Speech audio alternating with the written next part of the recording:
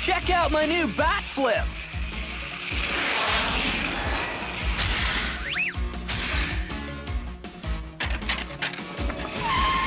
Alright!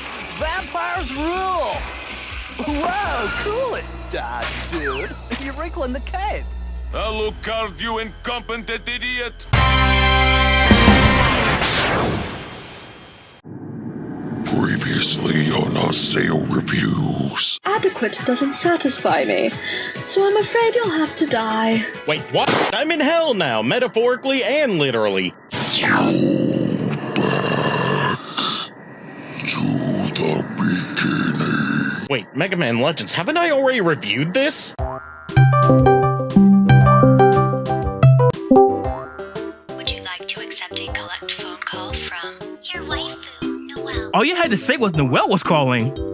Hello there, baby. Hiko, I knew you'd answer if I called you! But Noelle... I'm in hell and I used one of my limited phone calls to ask a friend to trick you. Dude, you wasted your phone call. By the way, your funeral was lit. That is ultra steak. You should come next time. I'll explain later why you're wrong on so many levels. The floating demon eye in my room said I have to review a bunch of old games if I want to get brought back to life, and I need your help with this one. Tell him that he's on my list. Okay. What game is it? Castlevania Symphony of the Night. Oh, I got your back on this. Castlevania started as an action platformer in 1986 for Nintendo Family Computer Disk System. It was published by Konami, and we didn't get a more explorable world until Simon's Quest, the second game in the series. The games went back to a linear path like the original until Symphony of the Night. Symphony of the Night started shockingly enough as a Sega 32X game. There was a playable demo, but the company decided to go with PlayStation. This was the first major project that Igarashi Koji worked on. While everyone knows the game's progression is inspired by Metroid, there's an inspiration taken from The Legend of Zelda. The game came out in Japan on March 20th, the US on October 2nd, and Europe got it on November 2nd, all in the year 1997. The game's style of progression and exploring was close to Metroid with its RPG elements, but was different enough that it spawned a new game genre, Metroidvania, which you could find many of, but only some do it right. I, on the other hand, didn't discover Castlevania until the late 2000s thanks to the Angry Video Game Nerd. I picked up the HD version of Castlevania Symphony of the Night on the Xbox 360, which is the same as the PS1 version, but with all FMV sequences removed due to the strict limitations on file size that Microsoft had at the time for digital releases. Once I got my first capture card, an old dazzled DVD recorder, I recorded myself playing the introduction and uploaded to my then new YouTube channel all the way back in 2010. Damn, I really am getting old. However, we'll be covering the original PS1 release for this review, as it's the most well-known version of the game. The game starts you off at the ending of Rondo of Blood, where Richter Belmont is about to fight Dracula. The music really gets you pumped, and as a kid, I knew nothing of Richter. And the voice acting was peak 90s cheese, and I love it. During the fight, if you lose all your HP as Richter, Maria Renard makes you invincible, but if you beat Big Daddy D quickly, and depending on how much damage you took, the next character you control, Alucard, Dracula's son, starts off with better stats. The start of the game has you feeling way overpowered, one-shotting every enemy, and teaching the basics of attacking, backstepping, jumping, and hazards like water and secret areas all in 4 maps. In the 5th map, we meet Death, and all that power we felt is taken away. Hey, reminds me of the Mega Man X starting level. How you feel strong only to get put in your place? After this mood-killing moment, you're suddenly guided to a room with weak enemies in it that will always drop a new sword for you to equip, as well as a save point, which not only saves your current progress, but also refills your health and magic. Save points are dotted generously across the castle and are always marked on your map by a red square. It's best to memorize where every save point is because, just like Mega Man Legends, Symphony of the Night sends you back to the title screen upon death. I already ranted about this before last time, so I'll spare you guys. After venturing deeper into the castle and gaining some armor and a shield to equip Alucard with, we encounter our first boss fight, a duo of monsters, one with a long spear, and one who flies and can shoot fireballs. This sequence naturally teaches players that different enemy types can often be found grouped together in specific parts of the castle, castle, and that although shields aren't able to block melee damage like you would have expected, they can block certain types of projectiles. After defeating the two monsters, you're rewarded with a life up, which increases your maximum health and refills it at the same time. Life ups are almost always given to you by defeating bosses, but can also be found in hidden areas of the castle, usually off the path that the game wants you to travel in. From there, we have a lot more freedom to explore and a lot of enemies to encounter. From Stone Rose, which has two forms, to the infamous Medusa heads, which are fast and hard to hit, and the yellow ones can petrify. You also learn how to handle yourself when outnumbered in a controlled environment. Two enemies that are the strongest you'll encounter at this moment are Sword Lord, who uses quick attacks, and Armor Lord, whose attacks are slower, hit harder, and takes less damage from your physical attacks. Fighting these guys at your current level means the use of sub-weapons. Sub-weapons basically mean life or death with some monsters and bosses. They use the hearts found in candles, and each weapon uses a different number of hearts. The weapons are Throwing Axe, Holy Water, a Dagger, Augen, Rebound Stone, Stopwatch, Holy Water, the Booty, and a Holy Cross, which for Richter acted like a boomerang. Alucard uses it as a screen nuke and is best saved for the tougher bosses. Alucard eventually comes across Maria, a returning character from Rondo of Blood, who's searching the castle to find Richter, who mysteriously went missing right before the castle appeared. Alucard will encounter Maria several more times as he ventures deeper into the castle, striking up a casual friendship with her. She also serves as a way of letting the player know that they're heading in the right direction to advance the plot, as she usually appears just before a boss that guards one of the many relics you can find. Relics grant Alucard new abilities, covering a wide breadth, from displaying how much damage your attacks deal, to temporary transformations that grant Alucard access to new areas of the castle, to my personal favorite, the Holy Snorkel.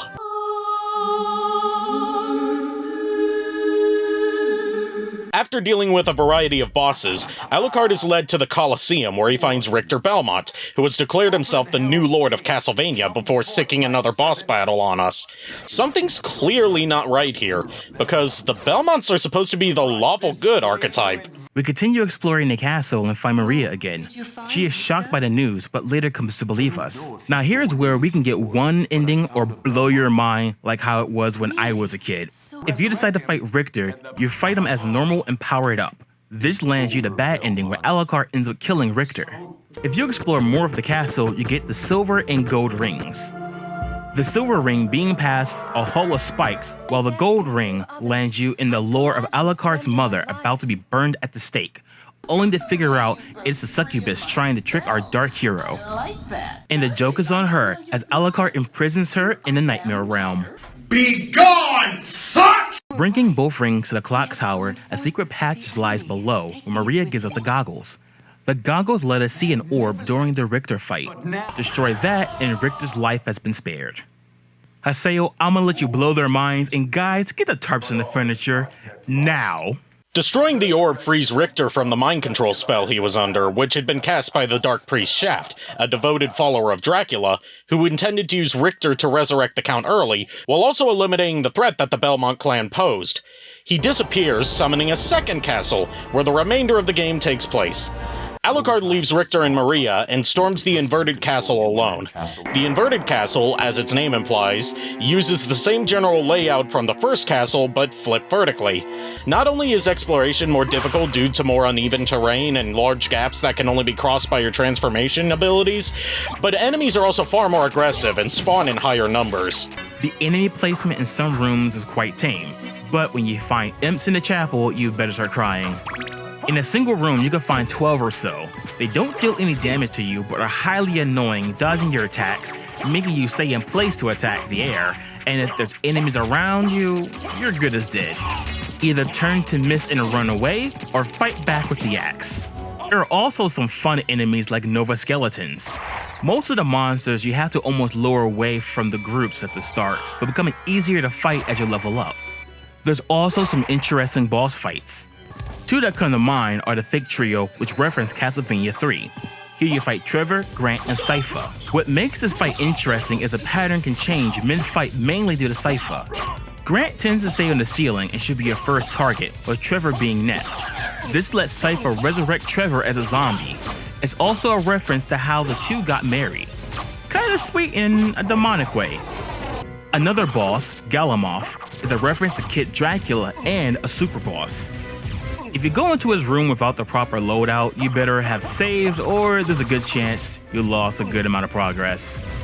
The funny thing about this boss is that he can be cheesed by changing his elemental damage into healing. You fight many of the bosses from earlier games like Medusa, Mummy, Giant Bat, the Creature, and Death himself. They drop relics called the Vlad Relics, which are permanent stat boosts. They are referenced to Simon Quest.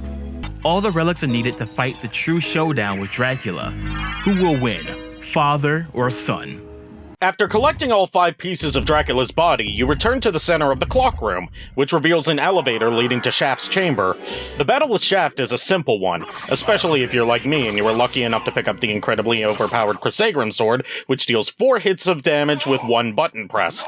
After Shaft is defeated, Dracula is resurrected, this time skipping the human form he had in the intro and going straight into Eldritch Abomination. I beat him in a few seconds thanks to the Crissaegrim. Alucard and Dracula exchange parting words, and the castle crumbles to rubble. In the ending I got, which varies depending on how much of both castles you explored, Alucard rendezvous with Richter and Maria to tell them that Dracula has been defeated, but due to Alucard fearing that his blood being derived from the Count will make him a danger to humanity, he decides to seal himself away from the outside world forever. Maria, however, decides to chase after him, more or less admitting that she's fallen for Alucard. This ending would be continued in an audio drama only released in Japan, so it's considered the canon ending out of every one available. Castlevania Symphony of the Night, while certainly not without its faults, has aged masterfully compared to many other games of the PS1 era. The sprite work is gorgeous, the soundtrack is varied and endlessly catchy, the level design manages to be challenging without relying on trial and error gotcha traps, the way it subtly guides the player on where to go next makes it an easy entry point for those new to the Metroidvania genre, and the wide variety of weapons and armor, as well as the ability to activate and deactivate relics at any point, allows for an endless amount of self-imposed challenges for future replays. Beating the game also gives you Richter Belmont as a playable character by entering Richter as your name on the save file screen, allowing you to explore Castlevania with the classic Richter Belmont moveset, rather than Alucard's mix-and-match armor and weaponry. However, I'd be lying if I said the game was flawless. Enemy placement in certain areas, especially in the inverted castle, can be cheap, game overs are overly punishing, many weapons and armor you come across are simply useless. The inverted castle, while an interesting concept, botches its execution by simply flipping the Y-axis of the regular castle and slapping new enemies and bosses in its rooms, while also relying too heavily on reused music tracks. If you don't have Finale Toccata playing incessantly in your head every time the inverted castle is brought up, you must have a spirit of iron. Lastly, because I couldn't go without mentioning it, here's a highlight reel of awkward line deliveries from the English dub. Die, monster! You don't belong in this world. Your words are as empty as your soul. Mankind ill needs a savior such as you. What is a man? A miserable little pile of secrets. But enough talk. Have at you! Wait a moment. You seem human, and yet, what do you here? Young master, I cannot aid one who opposes the master. You won't go unrewarded. Really? In that case, just tell me what you need. Open Hell's Gate. Come forth, my servants. I'll take you to a place which might be interesting for you. You broke free of my spell. I like that. Demon, death is too good for you. Come here, little boy, and show me what you've got. Some of my issues were not as much, as I played the game so much as a kid and teen, but I was playing with a busted controller to give myself an extra challenge. In the game, I got knocked back by so many Medusa heads that had spawned in a weird way, I went from full to a third health. Magic was sometimes more hurtful because of the Street Fighter-like combinations you had to input to use. Though I will admit Dark Metamorphosis did save me once by accident when I was trying to do Hellfire and got hit. I felt they could possibly do more with Magic, maybe even have a more simple button combination as an option for younger players, or at least having more option magics while transformed. Other than that, I have to agree with the music in the inverted castle. The music is so good that it makes you want to stay in the areas longer, but in the inverted castle, it kinda makes you want to get it over with, almost sucking the magic right out.